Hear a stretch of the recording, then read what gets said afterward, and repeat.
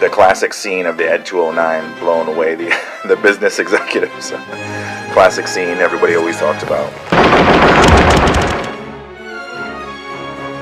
Great splash page. Goongala. This cool stuff. The intro of the cartoon series happened in every single episode, and you have to have it in the movie as well. Warning contains bad taste in the form of ultra-violence, icon bashing, and the finger. More offensive than Christmas usually is. Where does he get those wonderful toys? The lovers embraced at the end of the film, or was riding off into the sunset?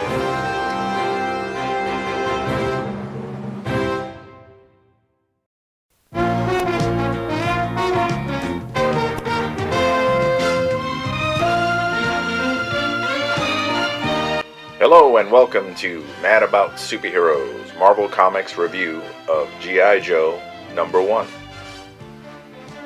Of course, G.I. Joe in the early 80s was a action figure line that this comic is based on, and then shortly after, around this time, became a cartoon series, very popular cartoon series. G.I. Joe lasted throughout the 1980s into the early 90s, very popular deal. A lot of creativity was sparked due to the release of Star Wars and its popular line of action figures.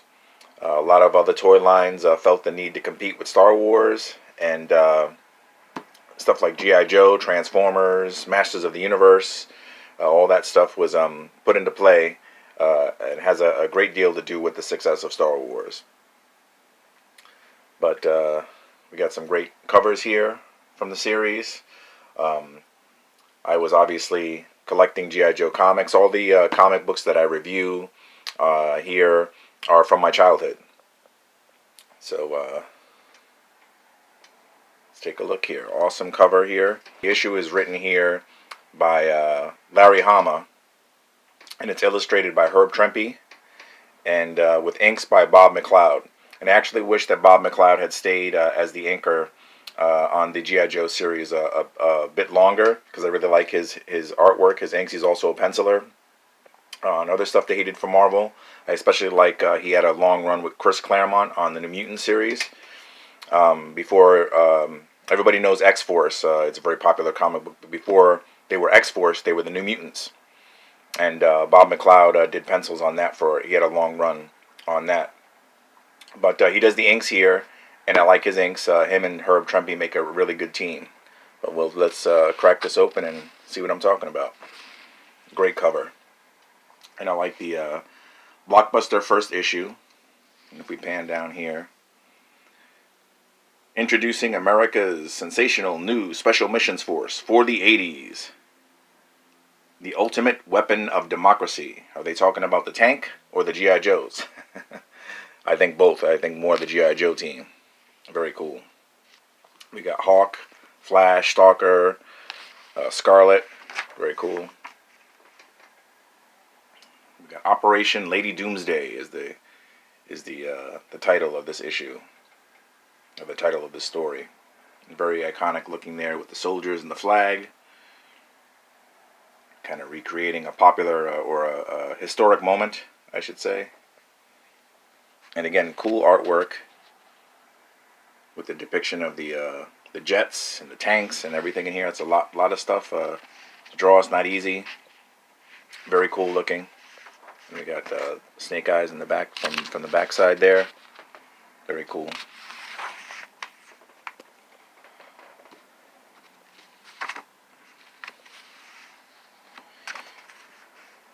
And very simple premise here.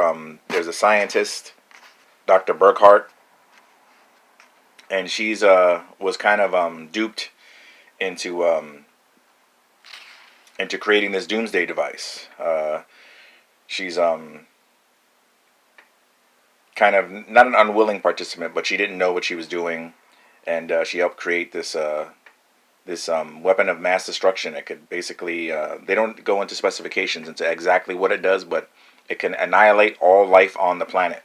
So of course, Cobra wants that.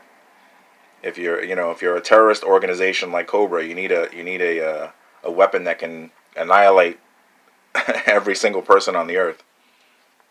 But we got cool Baroness showing up here. She's got Dr. Burkhart by the hair. They're not fooling around. Gun to her head. Lots of action going on here. I like how they jump in with these hang glider gizmos. A lot of the stuff that's in this comic book, like I mentioned, is all stuff that was available in the toy line. And at the time, Hasbro had got Marvel to do the comic, and they were involved in the cartoon series as well. And Marvel liked the idea of Hasbro was basically giving them free advertising. They advertised this comic book for them. So Marvel liked the idea of the free advertising and advertising the comic book because it would possibly bring in new readers. So not only for G.I. Joe, but for Spider-Man and all their, the Punisher and all those comic books that were going on at the time. So they had a cool ad campaign too. Like I said, that they had some commercials for these comic books, which were really cool. I remember seeing them as a kid and being excited and wondering when's the cartoon coming, because they had the cool animation in the commercial. So let me just go back for a second here. I like this shot here of the helicopter there, and awesome Cobra symbol, very cool, iconic looking.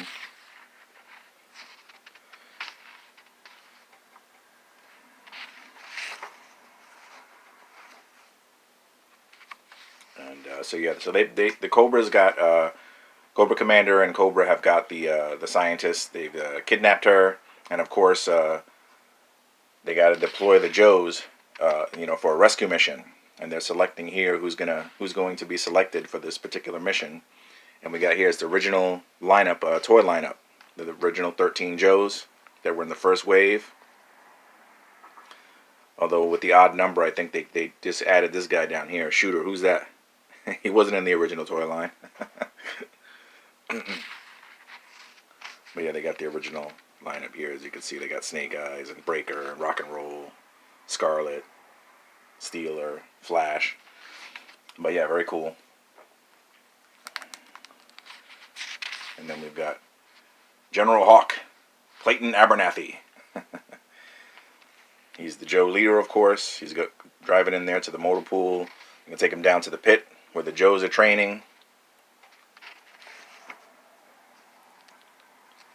Very cool. I like this bit here too, where they bring him down, and all this stuff going on here. And the intro for the cartoon series featured a lot of this stuff. Very reminiscent. The aforementioned commercial for this comic had some similar stuff going on in animation form. We got here, this is a cool shot. Snake Eyes, Scarlet, Stalker, Flash in the background. This whole briefing of what's going on, how the scientist has been kidnapped, and what's their plan, for the rescue. Where they have her in Cobra headquarters. Very cool little castle deal going on there. Very cool looking Cobra Commander there. Although today they don't allow him, for obvious reasons, to wear the hood. He also has a helmeted look. I remember that toy being like a mail-away figure with the helmet on. And this is before the Baroness had her more iconic looking costume. She had this in the first, that costume that she's wearing in this was in the first, they had like a 5-episode miniseries for G.I. Joe before it was picked up the full series. And she wore that get-up. But I like the more iconic look with the Cobra symbol in the middle of her chest and all that. That's very cool looking. And just great imagery with the Cobra symbol. Very iconic. Very eye-catching. And the cool headquarters and the Cobra troops. And the Hail Cobra. It's all like Hydra. Actually, Larry Hama, the writer for this, he had this before it became G.I. Joe. Marvel Comics has a character called Nick Fury, and he originally, this story was written as a story for Nick Fury, and Agents of S.H.I.E.L.D., and but he retooled it when he got when he was tasked with writing G.I. Joe, to obviously to be about G.I. Joe instead of Nick Fury and Agents of S.H.I.E.L.D. But some things are meant to be. because this is a very popular comic line, and Larry Hama is synonymous with G.I. Joe because of it. He wrote for G.I. Joe for many, many years, kind of like Chris Claremont with the X-Men. He's still writing G.I. Joe today, I believe. Although there's a different company that has the license for G.I. Joe. I think it might be IDW. I might be wrong about that. But yeah, he's still writing G.I. Joe comics today, which is very cool. So G.I. Joe's been deployed onto their mission, and they're at the Cobra Castle, or headquarters. And again, love the Baroness is one of my favorite villains in the Cobra, alongside Destro. I think they're a cool duo. A little romance going on there, but that doesn't happen until much later in the comic series. I think it's like issue 12 or 13 when Destro finally debuts. And again, cool, all this stuff, the background stuff, all the Cobra troops and the tanks and all that. You know, everything's really well drawn, well laid out. Storytelling is spot on. How they're going to get in, how they're going to try to come in from at Cobra from all different angles. Which is cool.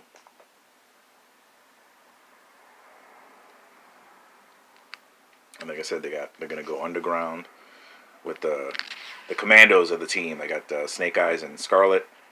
Another dynamic duo. They work very well together, have a history, and they'll get into that later on. Everybody always loves to point out the silent interlude issue of G.I. Joe, a classic. So Snake Eyes wasn't as prominent in the Joe comics until this issue. And then they went into some backstory in the other issues that I have here. And just became kind of like Wolverine is for X-Men. He's the face of X-Men. Snake Eyes is that for G.I. Joe. And Scarlet. I love Scarlet. I think Snake Eyes, Scarlet, and Stalker make a great trio. And then later on, when they would go into the history of Storm Shadow would get onto that team as well. He would defect from Cobra and become a Joe, or work with the Joes at times. But cool action sequences going on here. They've gone into full force in this rescue plan to get Dr. Burkhart back. Right there. Love Stalker, like I said. And it's weird to me, like, I think the 80s or the early 90s would have been a great time for a G.I. Joe film. Eventually we would get a G.I. Joe film not too long ago, about 10, 15 years ago or so. And not so great. I don't know why they can't get G.I. Joe right. Just do it like it's military, it's army stuff. I don't know why they can't seem to crack that. But I think the 80s or the early 90s would have been the prime time to do it. I could see a Michael Dudikoff as Snake Eyes, and a Sho Kusaki as Storm Shadow. That might have been cool. Like a Canon film or something like that. Great artwork here. Cool hooded Cobra Commander and the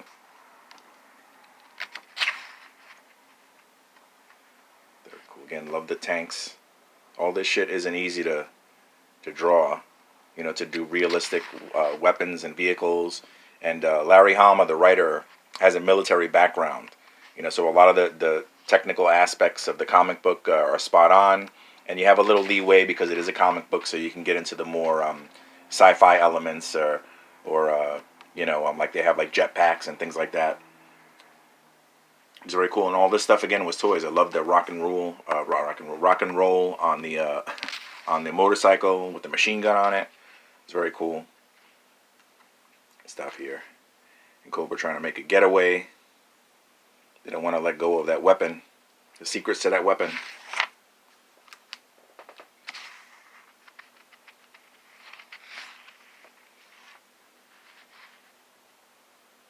Very nice. All out action. It's everything you want as a kid from a first issue of a comic book. Quick setup, simple premise, and just action, action, action. With great art. And they thought that they made the rescue. This was a decoy though. And it was the Baroness in disguise. Stalker swooped in on his jetpack and thought he was rescuing Dr. Burkhart. And nope. Cobra was smarter than they thought. And they would often do this on the cartoon series where the Baroness was always in disguise somehow. And she'd do that laugh.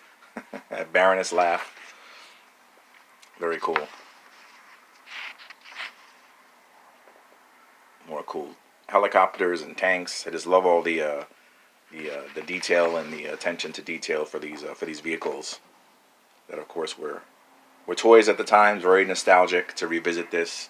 I don't have the toys anymore, unfortunately, but I many sessions playing on the floor of my bedroom with G.I. Joe toys, as I'm sure many of you did.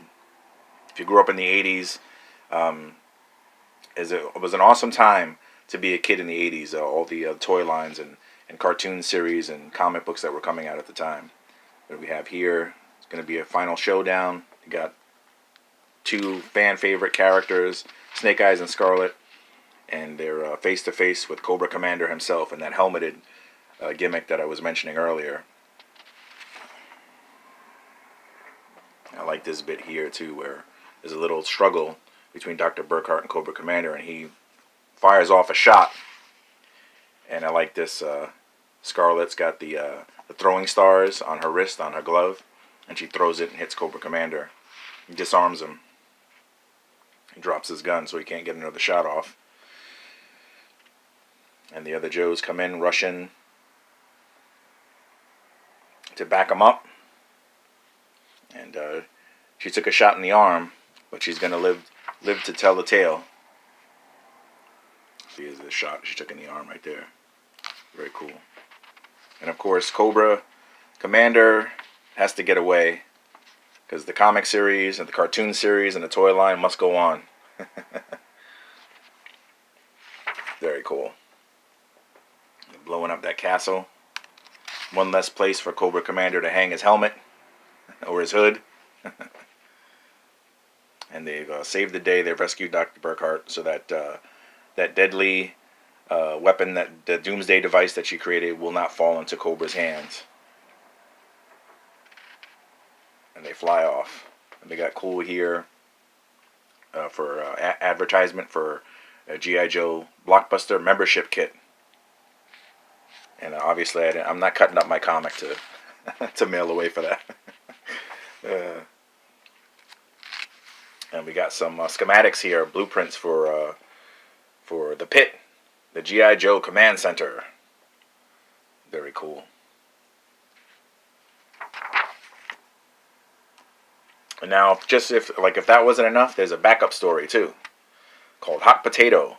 And again, another simple premise, but it's all about the details and how it's done. But we have Scarlet, Rock and Roll, and Snake Eyes. They're pinned down, and you can see a lot of dead bodies around them. They're having a firefight here, but they're about to be overwhelmed by forces, overwhelming number of forces that are coming in to get them, because they have this, referring to the Hot Potato, is this tape of intel that they need to get to. Who's waiting over here? They got I believe it's Clutch, Stalker, and General Hawk are waiting for them to deliver this tape of intel. And so they're pinned down, and Scarlet's got this plan of that, as she puts it, she's the lame duck. She's got a wound here, and they need to leave her behind so that they can accomplish their mission. And Rock and Roll isn't happy with that. He does not want to do that. He does not want to leave her behind. He feels that they should make a break for it together. But Scarlet's the commanding officer, and she's insisting that they do this. And her and Snake Eyes are a dynamic duo. They have a history, and they're a good team. And he usually backs her plays, so that's what he does here. And she's, forcing him to do this against his will. And Snake Eyes has got a gun on him, and you got to do this, and we need to accomplish our mission. So Rock and Roll goes along with it. But he's not happy, as you can see here, and he's pleading, he's begging Snake Eyes to let him go back. And he thought that Scarlet was something special to him, to Snake Eyes, and that he can't believe that he would do this. And he's got his back to Snake Eyes, and he doesn't see that he's actually getting through to him. And then when he looks back, Snake Eyes is gone. So he got through to him. Like I said, very simple premise, but very cool character stuff here. Very cool character development. and just the first issue, you get a sense of what these characters are and what they mean to each other. Very cool stuff. And Scarlet here, she's doing her best. You know, one against many. Very cool action stuff. And again, I don't understand why they can't, you know, adapt some of this stuff to film. Seems like a no-brainer, but. And then, of course, she's surprised and happy to see that Snake Eyes came back, even though he's defying her orders. And she thinks she got something in her eye. She got a little misty, a little teary over Snake Eyes coming back for her. And then Rock and Roll pushes on to get to the, you know, to accomplish the mission.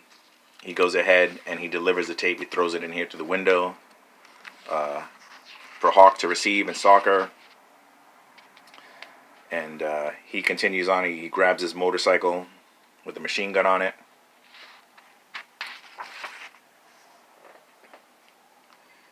And again, the overwhelming odds, you know, they're outnumbered, but never outclassed. And Rock and Roll is racing back to back up his buddies. Doesn't want to leave any man behind or woman. And they're still in this you know, this little trench here. And they got their guns, but they're running out of ammunition. And now these forces are charging in at them. And they're doing their best shooting. And I like this bit here again. Very strong character stuff here, and very realistic as you can be for a Marvel comic. But she's got her backup piece here on her wrist, and she says that she saved the last 2 bullets because she says, I don't know about you, Snake Eyes, but she doesn't want to be captured. She doesn't want to be held captive. That's gritty stuff for a Marvel comic. And reading this in '82, I was about 7, 8 years old. But alas, it does not come to that because backup has arrived. Rock and Roll is on the scene, and he's blasting away with his cool motorcycle. The machine gun attached to it gets all the bad guys, and they hop on the motorcycle, racing away. They try to do an airstrike on them, but again, more backup has arrived, and they explode the plane. Blow it up and make a quick getaway. And Stalker is already on a plane in a suit. He's all comfy, and he's getting some dinner. He's ready to deliver the tape of intel. And I like this little bit here too, where the stewardess asks him, "What would you like with your steak?" And he's like, "A potato. Make it hot, real hot." Cute little joke for the last panel of the story. And I think I enjoy the backup story a little more, just a little more than I do, you know, the headlining story, the Operation Doomsday, because they had to introduce a lot of characters in that first story, but you know, as a mandate, you know, from Hasbro, because it has to be like kind of an advertisement to sell the toys. But this one has some very cool character stuff in it. I really like it. And we got some cool, this is advertisement here for the toy line and the mail-away Cobra Commander figure. Very cool, very nostalgic. And cool pinups. Again, not ripping up my comic to put these on my wall, but love this here. It's very cool. Scarlet little target practice. And I like the little caption, if I miss with this, I know I can get it with my machine gun. Very cool. Very funny. You got a little pin up there of Breaker. Very cool. And a Flash peeling potatoes. He must have done something wrong to get on peeling potatoes duty. And this one's funny too with Stalker. This may look easy, but I don't want any of you kids trying it. Very funny. And they always have the file cards there, which is very cool. They would have that on the back of the action figures. And the writer of this comic, Larry Hama, wrote all those file cards for the back of the action figures, which is very cool.